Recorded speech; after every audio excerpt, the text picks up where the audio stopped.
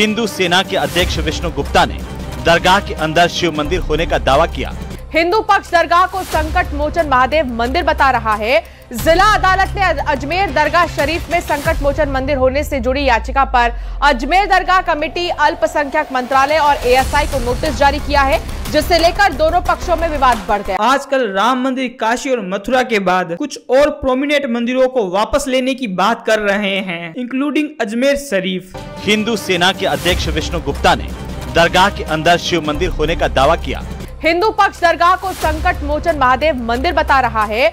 जिला अदालत ने अजमेर दरगाह शरीफ में संकट मोचन मंदिर होने से जुड़ी याचिका पर अजमेर दरगाह कमेटी, अल्पसंख्यक मंत्रालय और एएसआई को नोटिस जारी किया है, जिसे लेकर दोनों पक्षों में विवाद बढ़ गया। इसके बाद काफी जगह बवाल हो चुका है। क्या करना चाह रहे हैं आप सर्वे कराकर? क्या करना चाह रहे हैं आप खुदाई कराकर? क्या करना चाह रहे हैं? हम एक मस्जिद को खो चुके हैं मोदी, अब कोई मस्जिद कब्रिस्तान को नहीं खोएंगे। इसके जवाब में करारी बातें भी बोली जा रही है। Once a temple always a temple. मेरा स्टैंड बहुत क्लियर है और मेरा बड़ा लीगल स्टैंड है आपके सामने, और मेरी पोजीशन ये है कि जहाँ जहाँ ये सबूत मिलेंगे कि मंदिर तोड़ के मस्जिद बनाई गई है, उसको रेस्टोर करने के लिए हमें जब प्रूफ्स मिलेंगे तो हमारी लीगल टीम उस पर रिसर्च करेगी, और अगर स्ट्रॉन्ग लीगल रिसर्च मिलेगी तो उस पर हम केसेस फाइल करेंगे, उसको रिक्लेम करेंगे, उसको रेस्टोर करने के लिए लड़ाई लड़ेंगे, चाहे जितने भी नंबर। लोग कह रहे हैं कि चाहे ज्ञान बापी हो या फिर मथुरा हो या फिर संभल का हरियर मंदिर ही क्यों ना हो, संभल से जामा मस्जिद का सर्वे कराने का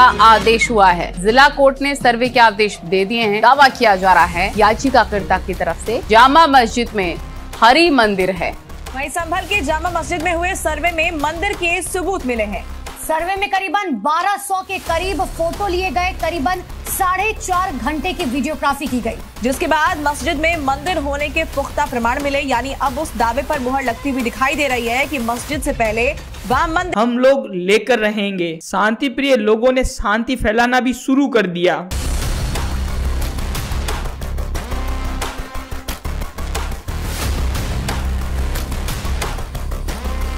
इन शांति प्रिय दूतों को विक्टिम भी बताया जा रहा है। तुम लोगों की फटी की सिलाई करना ही इन लोगों का राष्ट्र धर्म हो जाता है। संभल में एक मस्जिद के सर्वे के खिलाफ प्रोटेस्ट करते 3 मुसलमान युवकों की उत्तर प्रदेश पुलिस ने गोली मार के हत्या कर दी।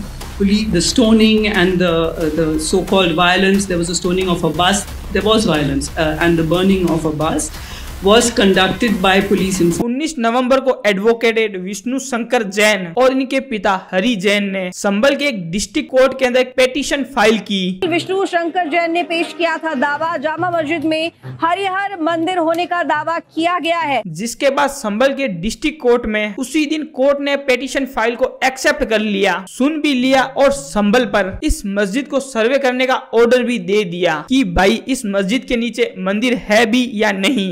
हो सकता है जामा मस्जिद का सर्वे।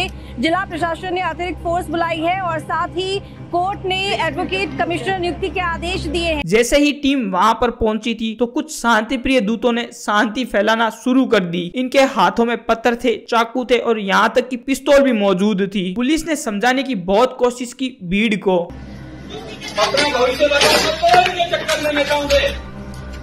अपने नेताओं के चक्कर में अपना भविष्य बर्बाद मत करो। और वायलेंस इतना ज्यादा अनकंट्रोल हो गया कि पुलिस को आंसू गैस के गोले दागने पड़े, फिर गन की फायरिंग भी करनी पड़ी थी, जिसमें अराउंड 5 लोगों की मौत हो गई। एक भाई साहब तो रोने ही लग गए। I think that Chandrachud has done a great disservice to the constitution and to this country. I can tell you one thing, I have sleepless nights thinking about it. My wife tells me every day, why are you getting so involved? But I am involved because I am worried about my country. I am worried about my lovely. You don't know how much it is impacting me. Just imagine how much it must be affecting those belonging to the minority community. वाह, क्या acting कर रहा है। सरकार को गालियां तक दे रहे हैं। विपक्ष प्रशासन को जिम्मेदार ठहरा रहा है, लेकिन हकीकत इसके बिल्कुल परे है। 2 मुस्लिम जातियों के वर्चस्व की ये लड़ाई आज हिंसा का रूप ले चुकी है। दरअसल सपा सांसद जियाउर रहमान बर्क और सपा के विधायक इकबाल महमूद के परिवारों के बीच वर्चस्व की दशकों पुरानी ये लड़ाई है, जो तुर्क और पठान समुदाय से आते हैं।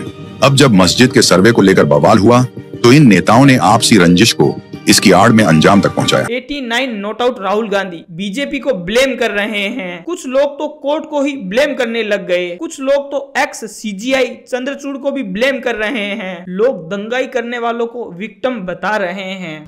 ऐसे हालात में बेहतर यही है कि वक्त रहते इंसान सतर्क होकर अपने जज्बात को काबू में रखकर अपने कदम पीछे हटा ले और अपनी जिंदगी को एक नई दिशा की तरफ मोड़ने की कोशिश करे। कोई सेंस है इस बात की?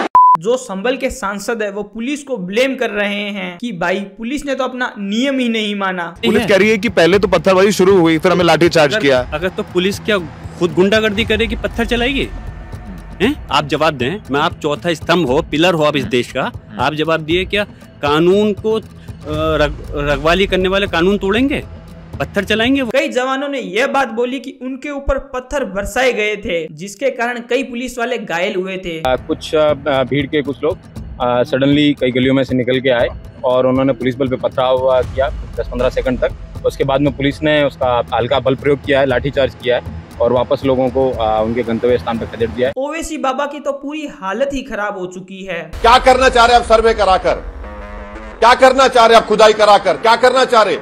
जब सेक्शन 3 सेक्शन 4 में हमने कह दिया कि 15 अगस्त 47 को जिस किसी समुदाय का रिलीजियस प्लेस होगा उसका ना कन्वर्जन होगा ना उसका कैरेक्टर चेंज किया जाएगा, तो फिर सर्वे किस बुनियाद पर किया जा रहा है? वहां पर कोर्ट की तरफ से बगैर मस्जिद के जिम्मेदारों को कमेटी को सुने उन्होंने एक एक्स पार्टी ऑर्डर पास कर दिया, वो गलत। देखिए जो एक संभल जगह है वो हिंदुओं के लिए हमेशा से ही एक बहुत ही ज्यादा महत्वपूर्ण जगह है। प्राचीन समय में इसे संबलपुरिया या फिर संबलेश्वर कहते थे और उसका उल्लेख विष्णु पुराण के अंदर भी किया गया है। ये एक ऐसी जगह है जहाँ पर भगवान विष्णु के 10वें अवतार कल्कि के जन्म स्थल से जुड़ा हुआ है, जो कल्कि के रूप में यहाँ पर आएगा और कलयुग का अंत करेगा, जिसके बाद सतयुग की फिर से शुरुआत होगी। और भी कई हिंदू ग्रंथों में इस जगह की लगातार चर्चा है, चाहे स्कंद पुराणों या श्रीमद् भगवद गीता हो। और इसी जगह भगवान विष्णु जी का हरिहर मंदिर भी है, जिसको लेकर इसका सबसे ज्यादा विवाद हुआ है। माना जाता यह है कि इस मंदिर की नींव भगवान विश्वकर्मा ने रखी थी। अकबर के आईने अकबरी के अंदर भी संभल को विष्णु मंदिर ही बताया गया था। साथ ही इस पर यह लिखा गया है इस मंदिर के अंदर रेगुलर एक ब्राह्मण आदमी पूजा करता था। इसी को लेकर हिस्टोरिकल डीपी दुबे ने अपनी किताब रेज वेज के अंदर लिखा है ये वही जगह है जहां पर बाबर ने मंदिर को तोड़कर मस्जिद में कन्वर्ट किया था। ऐसा प्यार सिर्फ एक बार ही नहीं बल्कि तुगलक ने भी यही हाल किया था। तुगलक एक बार संभल मंदिर के ऊपर आया था और वो इस मंदिर को नष्ट करना चाहता था। उस समय बुद्धिस्ट चाइनीज एम्पायर ने अपने दूतों को भिजवाया संभल में और तुगलक को रिक्वेस्ट करने के लिए बोला था ये मंदिर ना तोड़े, क्योंकि इसके अंदर कल्कि के अवतार की जानकारी मौजूद है, क्योंकि महायान और वज्रयान के अंदर भी कल्कि के होने की जानकारी मौजूद है। बाबर ने भी भारत में आने के बाद अपने प्यार और दुलार से कई हिंदू मंदिर को तोड़ा था। हरिहर मंदिर के पार्ट्स का उपयोग किया गया था इसे मस्जिद के अंदर कन्वर्ट करने के लिए। बाबर के एक ऑर्डर के ऊपर इस मंदिर को मस्जिद को पूरी रूप से कन्वर्ट कर दिया गया था, फोर्सफुली रूप से। बाकी आप सब लोगों को क्या लगता है ये मंदिर था या मस्जिद? आप मुझे कमेंट सेक्शन के अंदर जरूर लिख सकते हैं। मैं आप सब लोगों के कमेंट देख रहा हूँ और इसी तरीके से अपना प्यार बनाए रखिए। जय हिंद।